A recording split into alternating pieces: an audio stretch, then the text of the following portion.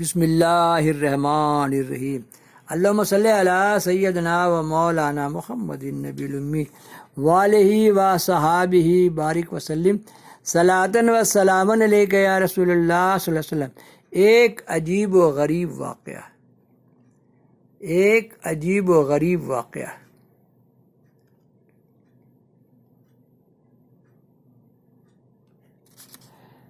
آدمی جو گناہ میں منہمک رہتا ہے مر گیا۔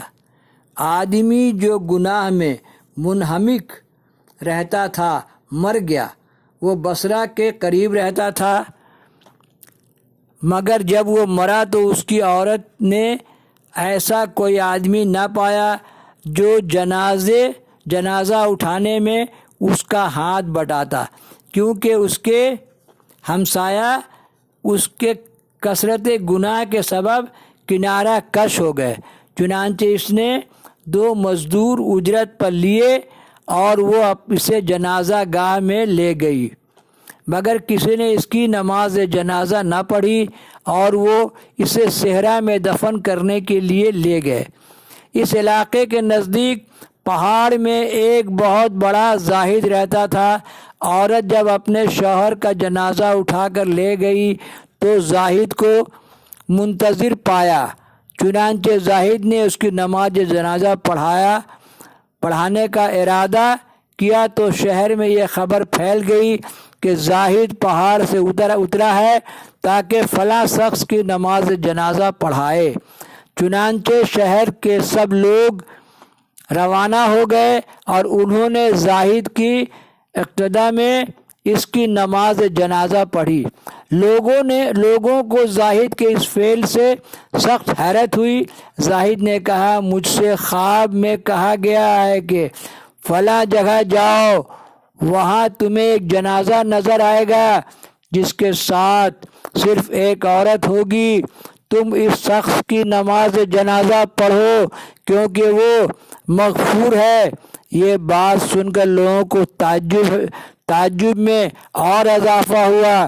زاہد نے عورت سے اس مرد کے حالات دریافت کیے اور اس کی بخشش کے اسباب کی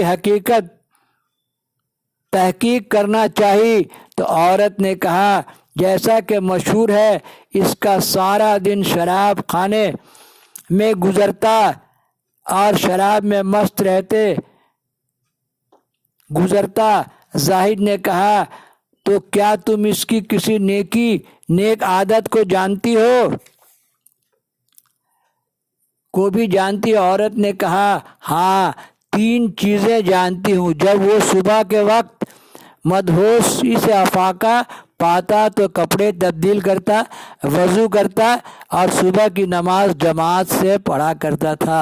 میں نے رات بھر خوب ڈھلی، صبح کو توبہ کر لی، رند کے رند رہے، ہاتھ سے جنت نہ گئی۔ یہ کتنا دلچسپ واقعہ ہے کہ اللہ تعالیٰ کو ہر ادا پسند ہے۔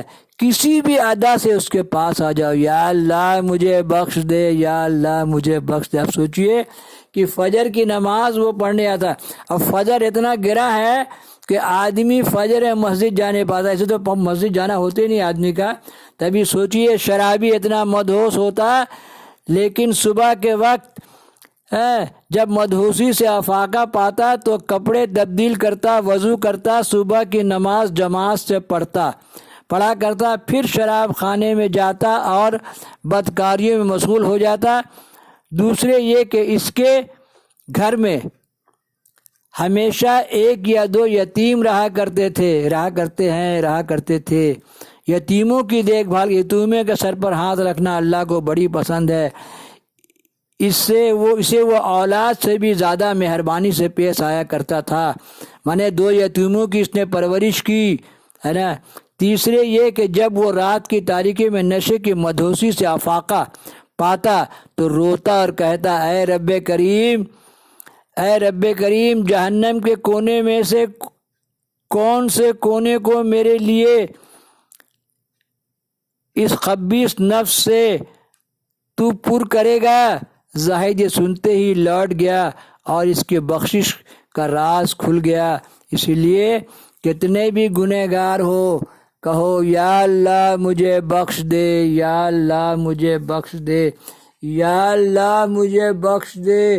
اور کبھی کبھی رات کی تاریکی میں اٹھ کر خوبصورت کپڑا پہن کے عطر وغیرہ لا کے اپنی رب کی بارگاہ میں کھڑے ہو جایا کرو۔ کبھی کبھی فجر میں چلے جایا کرو۔ کبھی کبھی اور بہت سے جو بولتے ہیں لوگ کہ اللہ تعالیٰ ٹوٹی پھوٹی رکعت کا ثواب دے گا، لوگ بولتے ہیں اچھا قرأت کیجئے، اچھا سے پڑھیے، الحمدللہ، ہے نا، لیکن 5 وقت مسجد جائیے، ٹوٹی پھوٹی رکعت کا ثواب نہیں ملے گا، ایسا نہیں ہے۔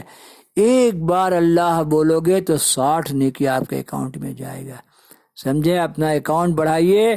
کبھی بھی رات کی تاریکی میں اٹھ جائیے، خوشبو لگائیے، اللہ کی بارگاہ میں بیٹھیے، غسل کریں تو اور مزہ۔ کبھی ظہر میں چلے جائیے، کبھی عصر میں چلے جائیے، کبھی مغرب میں چلے جائیے۔ اللہ تعالیٰ آپ کا مسجد آنا بہت پسند کرتا ہے۔ جو مسجد جائے اس کے ایمان کی گواہی دو۔